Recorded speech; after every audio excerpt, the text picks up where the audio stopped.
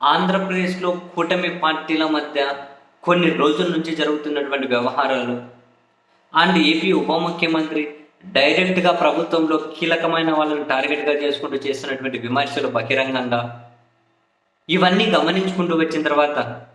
మధ్యలో చంద్రబాబు నాయుడు గారి తర్వాత కూటమిలో లీడర్‌షిప్ వస్తే నాకేం ఉండాలి అని జనసేన అధ్యక్షుడు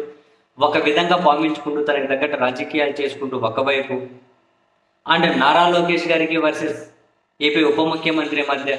ఏదో వ్యవహారం నడుస్తుంది, లోపల ఒక పచ్చగడ్డ వేస్తే బగ్గుమని అట్లా పరిస్థితులు ఉన్నాయి అని కొన్ని పత్రికలు కూడా రాసుకుంటూ వచ్చిన తర్వాత ఇంతకు ముందే ఒక ప్రధాన పత్రికలో రాసుకుంటూ వచ్చారు. జనసేన అధ్యక్షుడు ఢిల్లీ వెళ్ళింది నారా లోకేష్ గారి మీద కంప్లైంట్ చేయడం కోసం, తనను కంట్రోల్లో పెట్టాలి అని చెప్పడం కోసం కంప్లైంట్ చేసి వచ్చారని కూడా ఒక ప్రధాన పత్రిక రాసుకుంటూ వచ్చింది. ఈవెన్ ప్రజాశక్తి లాంటి దాంట్లో కూడా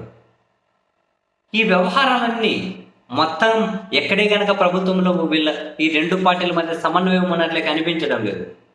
అండ్ మరీ ముఖ్యంగా స్టీల్ ప్లాంట్కి సంబంధించి కేంద్రం ఏదో ప్యాకేజ్ ఇవ్వబోతున్నామని చెప్పి ప్రకటించిన తర్వాత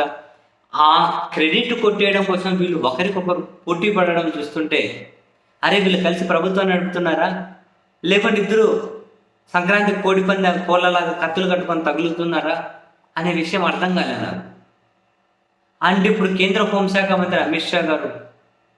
నేరుగా చంద్రబాబు నాయుడు గారి ఇంటికి వచ్చి అక్కడ ఒక డిన్నర్ పార్టీ పేరుతో రాజకీయం చేస్తూ ఉన్నారు. ఆ డిన్నర్ పార్టీ పేరుతో అక్కడ ఏదో కీలకమైన వ్యవహారాలకు తెరలేపుతున్నారు అని ఎప్పుడైతే ఆ వార్త బయటకు వచ్చిందో నాకు అనిపిస్తుంది అప్పటి నుంచి, ఓహో ఈ తెలుగుదేశం జనసేన మధ్య ఇక తెగి అంతవరకు పోయిందా, దాన్ని ఏమన్నా తాత్కాలికంగా ఒక సొల్యూషన్ పెట్టి అంటిపెట్టేకి ఏమన్నా కనుక కేంద్ర హోంశాఖ మంత్రి ప్రయత్నాలు చేస్తున్నారా, అందులో భాగంగానే నేరుగా ముఖ్యమంత్రి గారి ఇంటికి వస్తున్నారా, టీడీపీ జనసేన మధ్య తెగడానికి సిద్ధంగా ఉన్నా అండ్ మరీ ముఖ్యంగా నారా లోకేష్ గారికి ప్లస్ జనసేన అధ్యక్షుడికి మధ్య ఉన్నటువంటి ఉప్పు నిప్పు లాంటి దాన్ని ఏమైనా ఆయన సరిచేయడం కోసం వస్తున్నారా, ఆ పంచాయతీన జరగబోతుందా, పోనీ హోంశాఖ మంత్రి గారు చెప్పిన తర్వాత అయినా కొన్ని రోజుల పాటైనా వీళ్ళు అతికినట్లయినా కనిపిస్తారా, ప్రతి ప్రశ్నకి సమాధానం రాబోయే రోజులు దొరకబోతుంది. నాకు చాలా చాలా క్లియర్ కట్గా అనిపిస్తుంది వీళ్ళిద్దరి మధ్య పంచాయతీని పరిష్కరించడానికి, తెగిపోతున్న బంధాన్ని తాత్కాలికంగా ఒక సొల్యూషన్ పూసి అతికి పెట్టడానికి కేంద్ర హోంశాఖ మంత్రి గారు మన రాష్ట్ర ముఖ్యమంత్రి చంద్రబాబు సార్ ఇంటికి వస్తూ ఉన్నట్లయితే